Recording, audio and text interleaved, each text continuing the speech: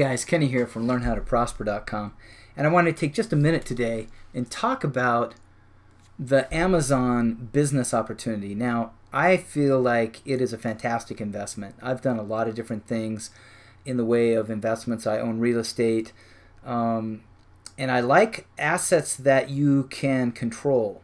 Now, one thing I'm not really crazy about with respect to the stock market is leverage isn't there. You know, to have $10,000 in stock, I got to have $10,000 to buy stock. I can own a $500,000 or $1 million piece of real estate for a fraction of the percentage down. So I love that. And building a business is also one of the best investments I think you can ever make. And you have to be prepared for a few things. It's not a set it and forget it type of thing like maybe mutual funds or other types of stocks. And I know that that's why a lot of people choose to go that route. But for me, for my hard-earned dollar, I'd much rather put that into something that I can control and that I can leverage. One thing that I like about an asset such as a business is that you can do things to improve or increase your revenue and sales. And there's not a whole lot you can do to influence that in the stock market. So I'm not a big fan of the stock market. If you happen to have some sort of influence over it, I'm not talking about insider trading because then you go to jail. Isn't it fascinating that the people that, like activist investors that can control the outcome of a stock, that's not considered illegal. But that's probably the best way to really handle a stock as an investment. Otherwise, I think it's just gambling. So that's one of the reasons why I think building a business is absolutely spectacular. And I like an Amazon business, and I'll explain why here in just a minute. But why build a business? Well, I just think from a personal development standpoint, it teaches you a lot of things. So when we talk about why business, why would you build a business as an asset, right? And I think that what you learn is invaluable. And when you go and work for someone else, you can learn a certain particular thing about that business. But when you build your own business, that's yours. You understand how to do it. You could lose it and be dropped into a new situation, and you could rebuild what you had before without any difficulty. So to learn from a personal development, I think it's fantastic because it requires courage. I think you have to learn courage, autonomy. As you build a business, it puts you in a position where you have more say. And eventually, if that business grows to the point where it can cover all of your expenses, then that's completely yours. And I don't know that owning your own business is easy per se, but I think it's very satisfying. Okay, and accountability. You know, there's something about knowing that it's all on you. And some people don't like that, but for me, I like the fact that I can sink my work into something, and based on my hard work, I can generate certain results. Man, I really messed that up. I can build certain results, and it's based on my efforts. And I love that about building a business.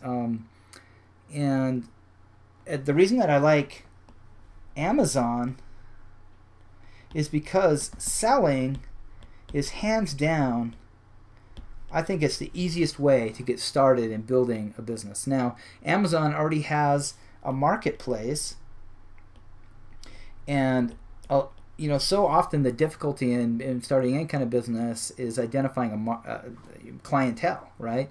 But Amazon, they're already there. These are people with their wallets open. They're ready to buy something, so you can put something in front of them. Then that's a pretty easy way to get started.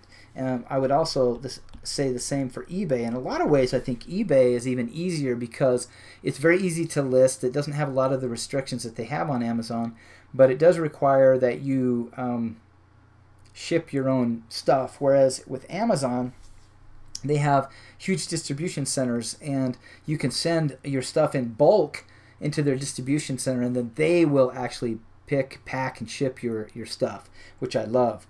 I got started by buying stuff from estate sales, and my first ever experienced. I bought $150 worth of stuff, which amounted to hundreds of CDs and DVDs and stuff like that. And I was able to sell that. Return on that $150 was about $2,500. So that was a pretty good return. And I really like that about Amazon and eBay as well, is that you've got this arbitrage, which is really just to say you can buy low and you sell high, right? And there's a lot of reasons why that works. I mean, a lot of people that buy on Amazon, they do it for convenience, or they live in an area where they couldn't get that particular thing. And so we as sellers, when we go through the effort of finding and identifying things at a lower price, usually either as buying it wholesale, so you buy a larger quantity of it and then you can turn around and sell it at a higher price. And as I go through subsequent videos on this, you'll see exactly how I'm doing that. And you can buy from Alibaba.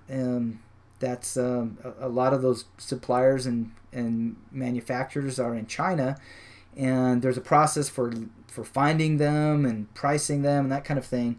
But that is hands down probably the best way once you get a little bit more established. But I think you should start by selling simple things around your home. And another thing that I'll go into in other videos, which is something called retail arbitrage, where you can go into a local store like a Target or a Walmart and find things that are selling at a lower price, test them to see what they're selling for on Amazon, and then resell them there in that marketplace for a nice little bump. And there are people I know personally that make that have between $300,000 and $500,000 in sales a year just with that one strategy. So it's a good one.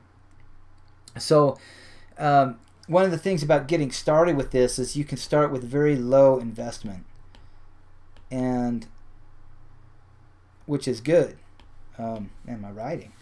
So you can get started for a very low investment, and here we'll just, oh, you know what, that really worked out well for us, didn't it?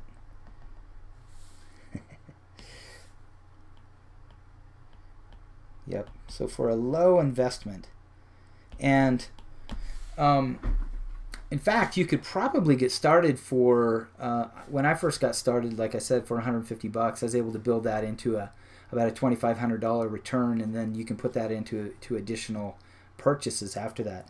But there's something about being able to find things